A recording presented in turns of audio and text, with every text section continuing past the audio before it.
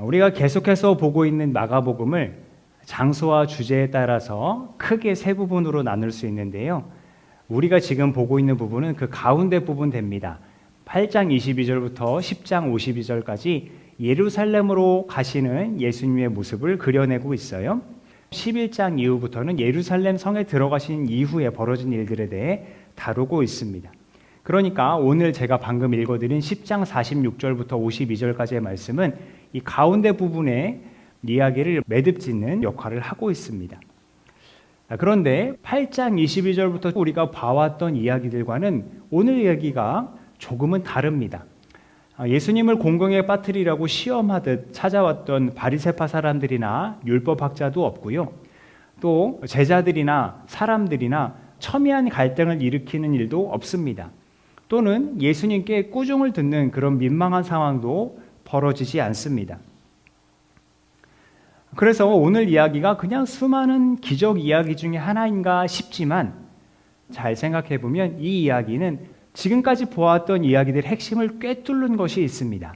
그것이 무엇인가 하면 바로 제자로서의 마음가짐과 자세, 곧 제자도에 대한 이야기입니다. 기적이 일어난 이 이야기에서 우리는 어떤 제자도의 의미를 발견할 수 있을지 함께 살펴보겠습니다. 우선 이 이야기에서 발견할 수 있는 첫 번째는 제자도란 제자가 되기 위해서 내가 누구인가, 자신을 어떻게 여기는지 그것이 출발점이 되어야 한다는 겁니다. 오늘 이야기를 다시 살펴보면 앞을 보지 못하는 거지 바디메오라는 사람이 있었습니다. 이 사람이 예수님께서 지나가시는 소리를 듣고 외쳤죠. 다윗의 자손 예수님, 나를 불쌍히 여겨 주십시오 라고요. 자, 여기에서 큰 소리로 외쳤다는 것은 까마귀가 소리 지르는 걸 표현한 거라고 하더라고요. 까마귀의 그 시끄럽고 때로는 굉장히 소름 끼치기까지 한 그 울음소리가 정말 간절하고 절박한 사람이 오열하듯이 부르짖는 그 소리와 유사하다고 생각했던 모양이에요. 그렇게 막 까마귀가 부르짖듯이 절박하게 이 바디메오는 사람이 외친 건 나를 불쌍히 여겨달라 하는 거였어요. 불쌍히 여겨달라라는 말, 그 의미가 여러 가지가 있는데요. 먼저는 공경에 빠져서 도움이 절실한 사람을 깊이 염려하다라는 뜻이 있대요. 또 돌볼 가치가 없는 사람에게 자비를 베풀다 하는 뜻도 있답니다. 그런데 또 다른 의미로요. 자격 없는 자의 간절한 호소라는 뜻도 있답니다. 한마디로 이 눈먼 거지 바디메오는 자기 앞을 지나가시는 예수님을 향해 이 자격 없는 자를 향해 제발 도움을 베풀어 주십시오라고 외치고 있었던 거예요. 왜 이렇게 했냐면 유대인들은 당시에 질병, 장애, 그리고 심지어 가난까지 하나님께 복을 받지 못했기 때문에 그런 거다, 저런 상태에 있는 거다라고 생각을 했어요. 그래서 심지어 죄인이라고 손가락질하게 됐습니다. 가령 이런 식입니다. 요한복음에 또 눈먼 사람의 이야기가 나오는데 제자들이 예수님을 보고 저 사람이 눈이 먼 것이 저 사람의 죄 때문입니까? 부모의 죄 때문입니까? 라고 묻거든요. 죄 때문에 눈이 멀었다고 이미 그 인식 속에 있던 거죠. 그러니까 오늘 이야기 속 바디메오라는 사람도 그런 취급을 받았을 거예요. 뭔가 죄를 저질러서 저러고 있겠지. 그래서 이 바디메오가 자기 앞에 이 예수라는 사람이 지나갈 때 내가 저 사람한테 도와달라고 말할 수 없는 죄인인데 라는 생각도 있었겠지만 반대로 저 사람이 아니면 나를 도와줄 사람이 없겠지라는 마음에 간절하게 외쳤던 거예요. 자신이 메시아에게 감히 부탁할 수 없는 자격 없는 사람이지만 그럼에도 저 사람이 아니면 나를 도와줄 사람이 없다고요. 다시 말해 제자로서의 발걸음은 내가 죄인이고 도움이 필요한 존재다라고 인식하는 데서부터 출발을 합니다. 더불어서 제자가 되려는 사람은 누구에게 무엇을 간구할 수 있느냐에 대한 것도 오늘 이야기를 통해서 우리가 볼 수 있어요. 요청과 간구, 조금 더 직접적으로 내가 욕망하는 것이 내가 누구인지를 말해주기 때문에 그래요. 이 바디메오라는 사람 오랜 기간에 걸쳐서 구걸을 하며 살았을 겁니다. 지나다니는 사람들에게 도움을 요청했겠죠. 그 지나다니는 사람들 중에는 명망 있는 바리새파 사람들도 있었을 거고 율법학자도 있었을 거고 제사장들도 있었을 거예요. 부자들도 있었겠죠. 하지만 어떤 도움도 받지 못했습니다. 근데 이번엔 달랐어요. 그의 앞을 지나가는 사람이 다윗의 자손입니다. 누가 바디메오에게 예수를 다윗의 자손이라고 알려줬는지는 알 수는 없습니다만 분명한 건 이 바디메오가 예수님을 다윗의 자손 곧 메시아로 믿고 있었다는 겁니다. 그렇지 않고는 자신을 불쌍히 여겨달라고 소리치지도 않았겠죠. 그래서 당시 유대인들의 인식을 다시 한번 말씀드리면 유대인들은 메시아가 나타나면 자기들의 연약함, 질병, 장애 이런 것들도 다 고쳐줄 거라는 믿음이 있었답니다. 여기서도 중간부터 보시면 눈먼 사람의 눈이 밝아지고 귀 먹은 사람의 귀가 열리고 라는 표현이 있죠. 이것은 우리가 오늘 구약 성경에서 읽은 예레미야서 말씀에서도 그래요. 예루살렘으로 불러 모으신다는 얘기는 구원하신다는 얘기인데 거기에도 구원의 표현으로 눈먼 사람과 다리를 저는 사람들도 다 불러 모으신다라는 이야기가 나옵니다. 하지만 여기서 우리가 짚고 갈 것이 있어요. 메시아에 대한 막연한 믿음과 자기 앞에 지나가는 저 사람을 메시아로 인정하고 그에게 도와달라고 소리치는 것은 분명한 차이가 있습니다. 아무도 해결해 주지 못한 그 문제를 해결해 달라고 그냥 무작정 기다리고 있는 것과 그렇게 해결해 줄 사람이 바로 자기 앞에 나타났다고 강하게 믿으며 외치는 것, 그것의 차이입니다. 그래서 네가 무엇을 원하느냐라고 물으셨을 때 조금도 망설이지 않고 나온 대답이 다시 볼 수 있게 해달라 하는 거였어요. 이 바디메오의 이 메시아에 대한 믿음과 반대되는 예가 우리가 지난주에 봤던 야고보와 요한의 이야기입니다. 야고보와 요한 예수님과 3년이나 같이 있었거든요. 그러니까 늘 함께 있었던 이가 메시아라는 확실한 믿음이 있었다면 이들은 예수님에게 그런 요구를 할 수 없었을 거예요. 야고보와 요한이 어떤 요구를 했나요? 오른쪽 자리와 왼쪽 자리, 권력의 자리를 달라고 했거든요. 다시 말해 예수님 말씀 나중된 자가 먼저 될 것이다 라고 하신 말씀처럼 3년을 따라다닌 이들보다 길가에서 예수님을 만난 바디메오의 믿음이 더 컸다는 것을 우리는 알 수 있어요. 이처럼 예수님의 제자는 예수님을 메시아로 인정하고 그에게 믿음으로 간구할 수 있어야 합니다. 더 나아가 제자의 삶에서 반드시 필요한 또 다른 요소를 오늘 이야기에서 발견할 수 있는데요. 그것은 즉각적인 실천을 동반한 순종입니다. 처음에 바디메오가 예수님께 나를 불쌍히 여겨달라고 소리 질렀을 때 예수님 옆에 있는 사람들이 바디메오에게 조용히 하라 그랬어요. 꾸짖으면서요. 제발 좀 조용히 하라고요. 왜 그랬을까 생각을 해보니까 우리가 아까 외치다, 소리치다의 의미가 까마귀가 소리내는 것 같은 모양을 표현한 거라 그랬잖아요. 그러니까 많은 사람들이 있는 중에 까마귀처럼 막 절규하듯이 외치는 그 소리가 얼마나 귀를 찌르면서 시끄럽고 심지어 성가셨겠습니까? 그러니까 제발 조용히 하라고 꾸짖었겠죠. 그렇게 사람들이 저지했지만 바디메오는 더욱 더 큰 소리로 외쳤습니다. 다윗의 자손님 나를 불쌍히 여겨주십시오 라고요. 그제서야 예수님은 걸음을 멈추시고 그 사람을 불러오라고 하십니다. 그래서 사람들이 바디메오에게 가서 용기를 내어 일어나라고 선생님이 너를 부르신다라고 했습니다. 이때 바디메오의 행동에 우리의 눈이 갑니다. 그가 어떻게 행동했나요? 자기의 겉옷을 벗어던지고 벌떡 일어나서 예수께로 갔습니다.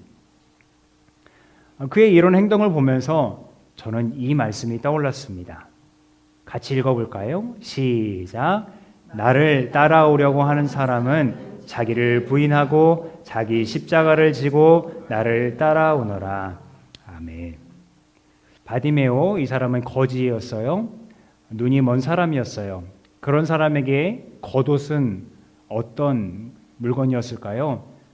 전 재산이었겠죠. 구걸할 때는 방석이 되어주는 물건이었을 거고 아침 저녁으로 추울 때는 추위를 막아주는 아주 귀한 피난처였을 거고 밤에는 그 몸을 덮어주는 이불과 같은 물건이었어요. 그런데 이거 다 벗어던져 버린 거예요. 벌떡 일어나서 여전히 아픔 보이지 않지만 예수님을 향해 힘껏 나아갑니다. 예수님께서 부르실 때 자리를 털고 일어나 그의 부르심을 따라 곧장 그에게 달려가는 그 마음을 믿음이 아니고서는 달리 표현할 방법이 없습니다. 그래서 반대로 예수님께 찾아왔던 부자 젊은 관원의 이야기를 또한 생각할 수 있습니다. 그는 예수님께 찾아와서 어떻게 하면 영생을 얻겠습니까? 라고 묻기는 했지만 예수님께서 주신 방법, 네 재산을 다 팔아 가난한 사람들에게 주고 나를 따라라 했을 때 거기에 순종하기는커녕 근심하며 슬퍼하며 예수님을 떠나갔거든요. 그렇기에 예수님의 제자라면 우리 방금 본 말씀에서처럼 기꺼이 나의 것을 내려놓고 주님을 따르기 위해 즉각 반응할 수 있어야 합니다. 마지막으로 예수님을 만난 이후의 삶이 어떤 변화로 이어지는지 또 그것을 뒷받침하는 행동이 어떻게 드러나는지 우리는 볼 수 있어야 합니다. 예수님 앞에 나아간 바디메오에게 예수님은 물으세요. 내가 너에게 무엇을 하여 주기를 바라느냐? 여러분 이 질문 어디서 본 적 없으십니까? 바로 지난주에 야고보와 요한이 예수님께 와서 우리가 원하는 것은 무엇이든지 이루어 주십시오 라고 당돌하게 얘기했을 때 똑같이 말씀하셨어요. 너희가 무엇을 원하느냐? 무엇을 해주길 원하느냐? 야고보와 요한은 방금 말씀드린 대로 예수님의 오른쪽 자리와 왼쪽 자리, 권력의 자리를 원한다고 답했어요. 그렇다면 오늘 이야기 속 바디메오, 눈먼 거지는 무엇을 요구했을까요? 돈이 필요하다고 했을까요? 아니면 음식이 필요하다고 했을까요? 권력이 필요하다고 했을까요? 겉옷 벗어 던졌으니까 화려한 옷과 으리으리한 집을 달라고 했을까요? 아닙니다. 다시 볼 수 있게 해달라고 요청했어요. 그가 애타게도 예수님을 부를 때의 목적 그대로였습니다. 다윗의 자손 예수님을 통해 자신이 회복되는 것, 그것 말고는 관심이 없었어요. 부자 청년이 영생을 구했으나 돈을 지키다가 예수님의 곁을 떠났고 야고보와 요한이 예수님 곁에 있었음에도 권력을 탐하다가 혼쭐이 났던 것과는 정반대의 모습인 거죠. 그리고 이것을 예수님께서 옳게 여기셨어요. 그래서 선언하십니다. 가거라, 내 믿음이 너를 구원하였다. 아멘. 그토록 바라던 대로 다시 눈을 떠 앞을 보게 되는 순간이었던 겁니다. 이때 우리가 이 말을 두고 조금 생각해 볼 것이 있어요. 내 믿음이 너를 구원하였다 하니까 마치 이 바디메오 안에서 바디메오가 가진 능력이 치유의 능력이 된 것처럼 생각할 수 있습니다. 그러나 그의 믿음은 어디까지나 치유의 근거가 될 뿐이지 치유의 능력은 하나님께로부터 오는 것입니다. 그래서 어떤 긍정적인 사고와 언행이 우리의 삶에 또 우리의 행동거지에 어느 정도 영향을 미칠 수 있는 것은 사실입니다만 궁극적이고 전인적인 치유는 하나님께로부터 옴을 믿으시기 바랍니다. 아멘. 그래서 오늘 이 성경에서 이 표현, 내 믿음이 너를 구원하였다 하는 표현은 예수님께서 바디메오의 그 믿음을 귀하게 보셨다라는 표현으로 우리가 해석할 수 있겠습니다. 그렇게 믿음의 호소를 통해서 앞을 보게 된 바디메오는 다른 선택을 하지 않았습니다. 앞을 보게 되었으니까 하고 싶었던 게 얼마나 많았겠습니까? 하루만 굶어도 먹고 싶은 게 생각나는데 이 바디메오는 얼마나 먹고 싶은 거, 하고 싶은 거, 갖고 싶은 것들이 많았겠습니까? 그런데 그는 다른 선택을 하지 않았어요. 예수님이 가시는 길을 따라 나섰습니다. 그러고 보면 오늘 이야기에서 이 길은 오늘 이야기를 풀어나가는 매우 중요한 매개이기도 합니다. 바디메오가 어디에 앉아 있었어요? 길가에 앉아 있었거든요. 왜 길가에 앉아 있었겠습니까? 그의 상황을 대변할 수밖에 없는 그런 요소예요. 구걸하느라 길가에 앉아 있었고요. 근데 그 길가에 앉아 있다가 그 길로 지나가시는 예수님을 발견하게 됐어요. 그리고 그 길에서 예수님을 불렀을 때 예수님은 역시 그 길에서 바디메오를 부르셨고 고쳐주셨어요. 그래서 앞을 보게 된 바디메오는 예수님이 가시는 그 길을 함께 따라 나섰습니다. 이것이 또 중요한 이유는 마가복음에서 제자가 되었다라고 표현하는 또 다른 방법 중에 하나가 예수님과 함께 길을 따라 나섰다 하는 것이거든요. 그러니까 바디메오는 예수님의 제자가 되었다라고 오늘 성경은 우리에게 이야기해주고 있는 거예요. 그리고 길을 따라 나섰다 하는 것이 중요한 이유가 또 있습니다. 예수님 지금 어디로 가고 계신다고 말씀드렸어요? 예루살렘으로 가고 계세요. 그런데 예루살렘 성에 아무나 들어갈 수 있는 것이 아니었어요. 유대인만 들어갈 수 있었어요. 유대인 20세 이상의 남자만 들어갈 수 있었어요. 그리고 아픈 곳이나 장애가 없었어야 됐어요. 그럼 이 바디메오는 예루살렘 성전에 들어갈 수 있었을까요? 없었습니다. 그런데 지금은 어떻게 됐어요? 예수님을 만나 다시 앞을 보게 됐잖아요. 예수님과 함께 예루살렘에 들어가잖아요. 이 사람은 예루살렘 성전에 이제 들어갈 수 있는 거예요. 선택받은 백성으로서 하나님을 예배하는 그런 정체성을 잃고 망가지고 그렇게 엉망인 채로 살아왔던 그의 정체성이 예수님으로 인해 회복되는 그런 계기가 되었던 겁니다. 결국 예수님의 제자란 예수님으로 인해 변화되고 그 변화된 삶을 행동으로 나타낼 터인데 그것이 예수님 안에서 새로운 존재가 되었음을 증명하게 되는 겁니다. 서두에서 오늘 이야기가 8장 22절부터 시작되는 이야기의 마무리다라고 말씀드렸는데요. 여러분 그럼 혹시 8장 22절에서 어떤 이야기가 이루어졌는지 기억하십니까? 여기서도 눈먼 사람이 등장을 해요. 예수께 고쳐달라고 데려갔어요. 그래서 예수님이 이 사람을 외딴 곳으로 데려가서 자기 침을 뱉어서 이 눈먼 사람의 눈에 올리셨어요. 근데 한 번으로 끝난 게 아니고 한 번 더 하셨어요. 그렇게 고쳐주셨어요. 그러면 오늘 이야기도 눈먼 사람이 눈 뜬 이야기잖아요. 어떤 차이점이 보이시나요? 8장의 이야기는 타인에게 이끌려와서 물리적인 접촉을 통해서 눈을 뜨게 된 이야기예요. 근데 오늘 이야기는 어떻습니까? 그런 물리적인 접촉은 없었어요. 그리고 누구에게 끌려오지도 않았어요. 본인이 외친 거예요. 그리고 본인의 믿음으로 구원을 얻게 되었어요. 그리고 무엇보다 8장에서 눈을 뜬 사람과 달리 오늘 이야기의 눈 뜬 사람은 예수님을 따라 나섰어요. 예수님의 제자가 되었다고요. 그래서 이렇게 표를 만들어 볼 수 있겠습니다.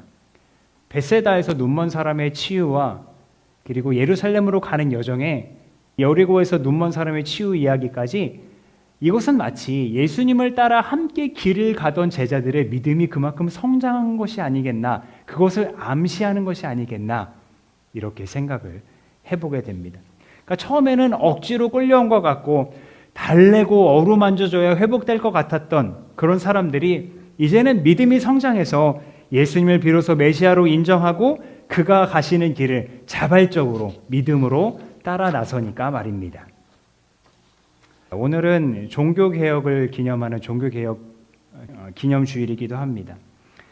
종교개혁자들을 중심으로 당시에 부패했던 로마 카톨릭 교회를 바꿔보자고 개혁하자고 그렇게 목소리를 높였고 실제로 행동했던 그런 날들을 기념합니다. 오직 믿음을 강조했던 것처럼 종교개혁 이후에 교회와 또 성도들은 믿음으로 순종하면서 제자로서 더 성숙해졌어야 할 텐데 가만히 돌아보면 과연 이 땅의 교회들이 그리고 우리 스스로가 그렇게 믿음 안에서 올바르게 제자의 길을 걸어갈 수 있다고 당당하게 말할 수 있을까요? 어쩌면 부자 관원 청년처럼 또는 야고보나 요한처럼 예수님 아닌 것을 따르려던 욕망으로 온전한 제자의 길을 가기를 머뭇거렸던 것은 아닌지 모르겠습니다. 어쩌면 예수의 길을 따라 나서기를 포기한 것은 아닐지 모르겠습니다. 종교개혁자들이 오직 성경으로 오직 믿음으로 라고 외치면서 신앙의 본질을 회복하고자 했던 것처럼 종교개혁의 후손들로서 우리는 올바른 신앙 위에 서기 위해서 오직 예수님만을 따르는 제자가 되기로 그 제자의 길을 나서기로 다시 한번 결단해야 될 줄 믿습니다. 제자의 길에 선다는 것 이렇게 정리할 수 있겠어요? 우리는 죄인이며 도움이 필요한 존재들임을 깨닫는 데서 출발하고요. 그 도움을 다른 누구도 아닌 오직 예수님만이 주실 수 있다는 것을 믿고 믿음으로 청하는 자들이에요. 그래서 도와주시려고 예수께서 부르실 때 망설이지 않고 즉각 반응하는 자들이 또한 제자들이고요.